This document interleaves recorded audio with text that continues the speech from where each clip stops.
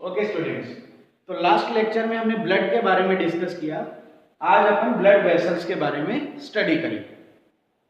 Blood vessels क्या होती है बेटा? ब्लड वेसल्स ब्लड को सप्लाई करती हैं हमारे बॉडी के डिफरेंट ऑर्गन्स तक, राइट? तो ब्लड वेसल्स मेनली 3 टाइप्स की होती है, आर्टरी, वेन्स और कैपिलरीज। अगर हम आर्टरी की बात करें तो आर्टरी क्या करती है बेटा? मोस्टली ऑक्सीजनेटेड ब्लड को ट्रांसपोर्ट करती है फ्रॉम हार्ट टू ऑर्गन्स, ठीक है? यानी अगर हम हार्ट की बात करें तो हार्ट के ये 4 चेंबर होते हैं, right atrium, left atrium, right ventricle, left ventricle, यानी 2 एट्रियम है और 2 वेंट्रिकल है। ऊपर के चेंबर एट्रियम और लोअर चेंबर जो है वो ventricle. AT means atrium, V means ventricle. Is that clear? तो आप डायग्राम से देखिए, यहां से ये जो आर्टरी अराइज होगी, देखो बेटा, ये जो लेफ्ट वेंट्रिकल है, यहां से आर्टरी ऑक्सीजनेटेड ब्लड लेकर बॉडी के ऑर्गन्स तक जाएगी, राइट बेटा? यहां ऑर्गन्स है, मैं यहां ऑर्गन्स बना लेता हूं, देखो ये ऑर्गन्स है, ठीक है? तो यहां पर ये आर्टरी ऑक्सीजनेटेड ब्लड को लेकर आएगी।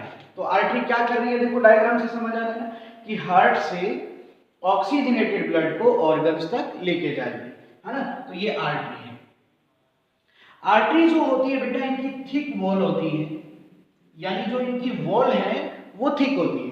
इसको भी आप समझिए कि जैसे ये आर्टरी है, तो ये जो आर्टरी है बेटा, इसकी वॉल थिक हो जाती है। देखिए ये वॉल है और ये वॉल बहुत ज्यादा थिक है, ये देखिए, यानी थिक वॉल है इसके अंदर।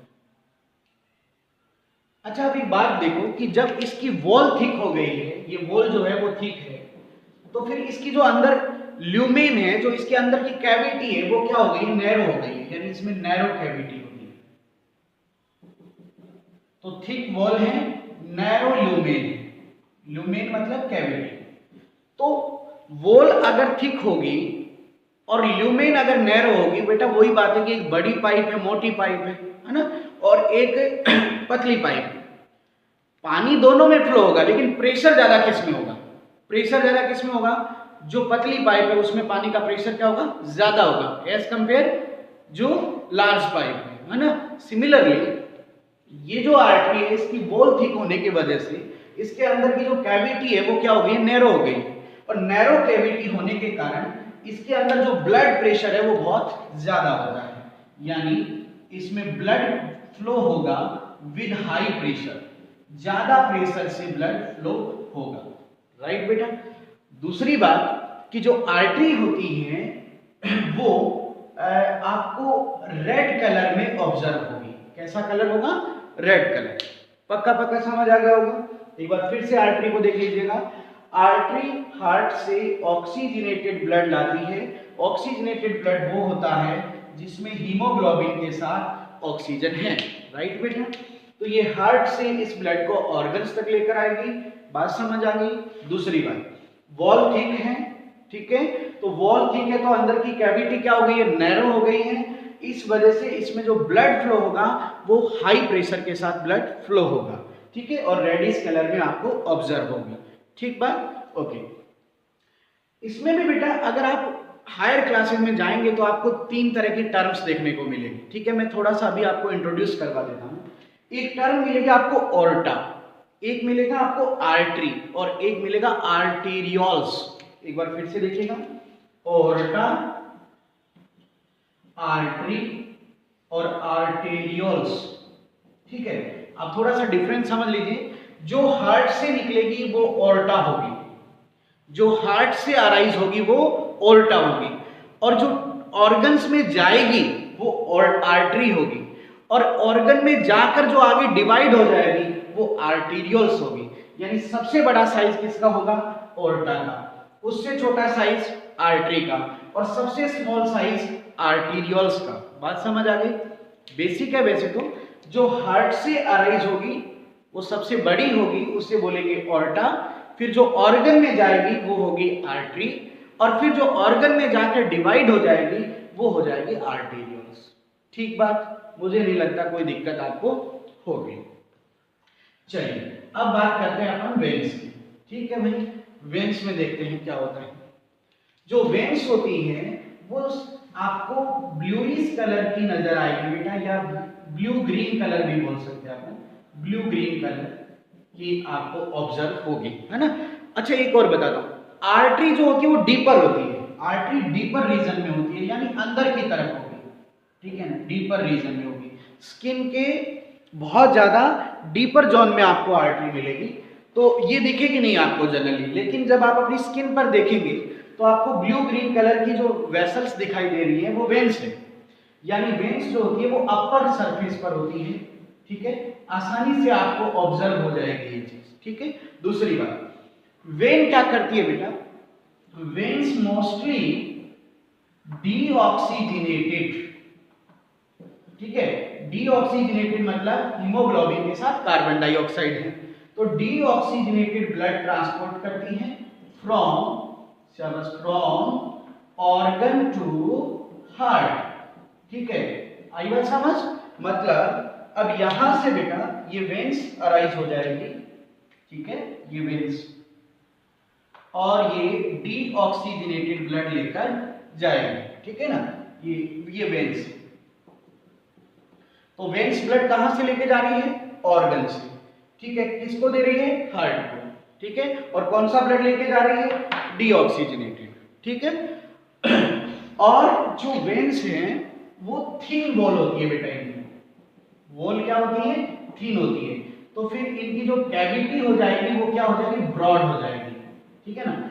तो अगर मैं वेन्स बनाऊं तो वेन्स कुछ इस तरह से बनाऊंगा मैं, देखिए इस तरह से, तो थिन वॉल है इसकी वेन्स की, ठीक है, और कैविटी क्या है, ब्रॉड है, ठीक है। तो वही बात है, अब ये बात लार्ज पाइप वाली आ गई, है ना, तो फिर इसमें ब्लड प्रेशर क्या होगा बेटा, कम होगा, ठीक है ना। तो ब्लड फ्लो विथ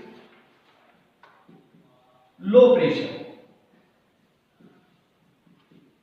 है ना बेटा, ब्लड जो है वो लो प्रेशर में यहां पे फ्लो होगा, ठीक है, बात समझ आ रही है। अब एक और सबसे इंपॉर्टेंट बात हम आपको बताते हैं कि जब, अच्छा एक बात बताओ कि मान लो कि एक ऐसी पाइप है जिसमें वाटर फ्लो बहुत ही कम प्रेशर में हो रहा है और पानी सपोज करो आपको हाइट पे पहुंचाना है, तो क्या वो हाइट पे जाएगा, नहीं, वो बैक फ्लो हो सकता है, क्या हो सकता है, बैक फ्लो, यानी वापस बैक आ सकता है वो, सही बात है। सिमिलरली वेन्स में ब्लड का प्रेशर क्या है, कम है, तो एक प्रॉब्लम आ सकती है कि हो सकता है ब्लड बैक फ्लो हो जाए, है ना, जबकि ऐसा होता तो नहीं है।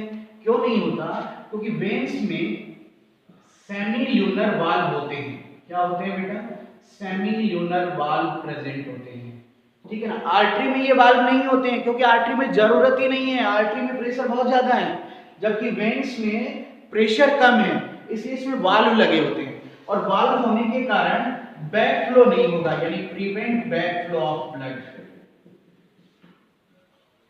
ब्लड का बैक फ्लो होने से रोकेंगे कौन बेटा, वाल्व। मुझे उम्मीद है कि आपको वेन समझ में आ गई होगी अच्छे से, है ना, ओके। तो आर्टरी सीखे, वेन सीखे, अब बात करते हैं अपने कैपिलरीज की। अभी कैपिलरीज क्या है इसको जानते हैं।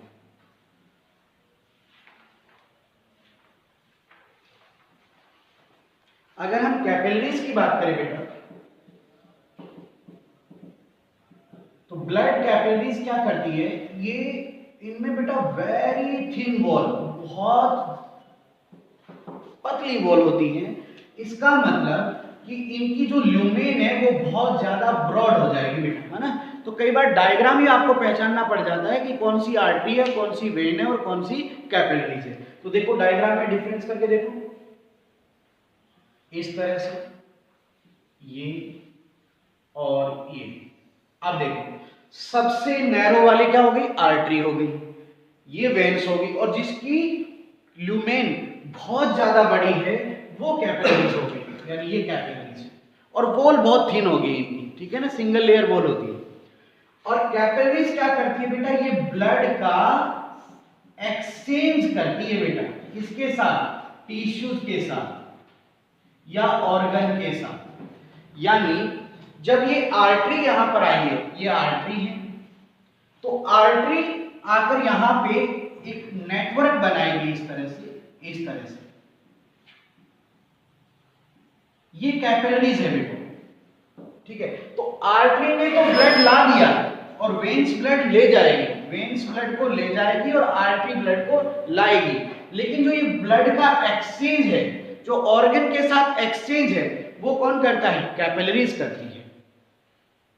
मुझे लग रहा है आपको बात समझ आ गई है ना? तो इस तरह से हमने ब्लड वेसल्स को पढ़ा। ब्लड वेसल्स 3 तरह की होती हैं, आर्टरीज, वेन्स और कैपिलरीज, ठीक है ना बेटा। अब चलिए हम आपको एक इंपॉर्टेंट क्वेश्चन और करा देते हैं, ठीक है ना। ये क्वेश्चन तो आपके एग्जामिनेशन में बड़ा क्वेश्चन आ सकता है पूरा, ठीक है ना। हो सकता है डायग्राम पूछ ले या फिर इसकी थ्योरी भी पूछ सकता है, ठीक है। और अब अपन पढ़ते हैं कि कैसे हमारा हार्ट ब्लड को सर्कुलेट करता है, ठीक है। यानी हम पढ़ने जा रहे हैं ब्लड सर्कुलेशन, ठीक है ना बेटा। अभी हम ये ह्यूमन में स्टडी करेंगे, ठीक है। ह्यूमन के अंदर ब्लड सर्कुलेशन पढ़ रहे हो, ठीक है बेटा। तो हमारे अंदर डबल सर्कुलेशन होता है बेटा। क्या होता है? डबल सर्कुलेशन, ठीक है ना बेटा। और ब्लड सर्कुलेशन की स्टडी को बोलते हैं एंजियोलॉजी, ठीक है। और father of angiology William Harvey, ठीक है ना। विलियम हार्वे एक साइंटिस्ट है जिन्होंने पूरा डबल सर्कुलेशन समझाया था। तो father of angiology known as William Harvey, है ना। And what is angiology? Study of blood circulation, is that clear? और यहां पर हम आपको ह्यूमन का ब्लड सर्कुलेशन समझा रहे हैं, ठीक है। और डबल सर्कुलेशन क्यों कह रहे हैं, थोड़ी देर बाद आपको पता चलेगा, ठीक है। ओके, चलिए बच्चों, ये हमारा हार्ट है, ठीक है ना। मैं हार्ट इसी तरह से बनाता हूं ताकि आपको आसानी से समझ आ जाए। वैसे हार्ट तो दिल वाला होता है ना, कौन शेप का जो बनाते हैं, ठीक है। लेकिन इससे आपको बढ़िया समझ आएगा। तो हार्ट के हमारे 4 चेंबर हैं, right atrium, left atrium, right ventricle, left ventricle. 4 chamber हो गए बेटा। ऊपर 2 एट्रियम, नीचे 2 वेंट्रिकल, है ना। पक्का पक्का एक एक बात को समझते जाइएगा अच्छे से। अब देखो सबसे पहले क्या होना है। सबसे पहले ये होना है कि लेफ्ट वेंट्रिकल से, ध्यान से सुनिएगा, लेफ्ट वेंट्रिकल से ऑक्सीजनेटेड ब्लड आर्टरी लेकर ऑर्गन्स तक आएगी, ठीक बात। ये है ऑर्गन्स, ठीक है बेटा। और ये आर्टरी है या ओर्टा बोलिए, ठीक है। और कौन सा ब्लड लेकर आ रही है ये? Oxygenated blood. ऑक्सीजनेटेड ब्लड बोले तो HbO2, ठीक है। अब ध्यान से समझिएगा, लेफ्ट वेंट्रिकल से ऑर्टा ऑक्सीजनेटेड ब्लड लेकर ऑर्गन्स तक आएगी, ठीक बात। ऑर्गन्स क्या करेंगे? ऑक्सीजन को यूज कर लेंगे, रिजल्टिंग वो मेटाबॉलिज्म करेंगे और कार्बन डाइऑक्साइड बनाएंगे। तो ऑर्गन्स में क्या बन जाएगी बेटा? CO2, राइट, सेलुलर रेस्पिरेशन से। अब क्या होगा कि जो ऑर्गन्स हैं यहां से डीऑक्सीजनेटेड ब्लड ये लीजिए, ठीक है, ये वेन्स लेके चली जाएगी, ठीक बात, ठीक है। कौन सा ब्लड है ये? Deoxygenated blood. डीऑक्सीजनेटेड ब्लड बोले तो HbCO2, राइट बेटा। तो लेफ्ट वेंट्रिकल से प्योर ब्लड निकला, ऑर्गन्स के पास गया, ऑर्गन से डीऑक्सीजनेटेड ब्लड वापस राइट एट्रियम में आ गया। यहां तक बात समझ आ गई? कोई डाउट? अब देखिए, बॉडी के सभी ऑर्गन्स तक सर्कुलेशन हुआ ना। तो ये जो सर्कुलेशन है ये कहलाता है बच्चों सिस्टेमैटिक सर्कुलेशन। सिस्टेमैटिक सर्कुलेशन, ठीक है।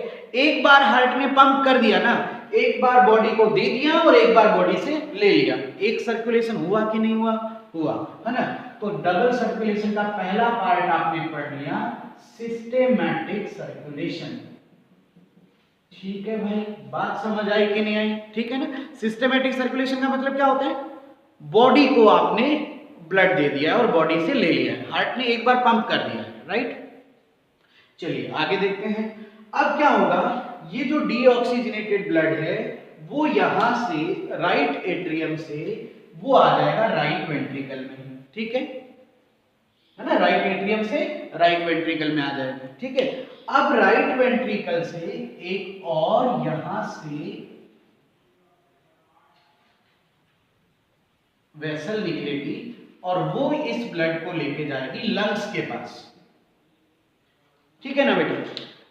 अब देखिएगा, ये जो डीऑक्सीजनेटेड ब्लड यहां से निकला है राइट वेंट्रिकल से और कहां गया है बेटा, ये लंग्स को गया है।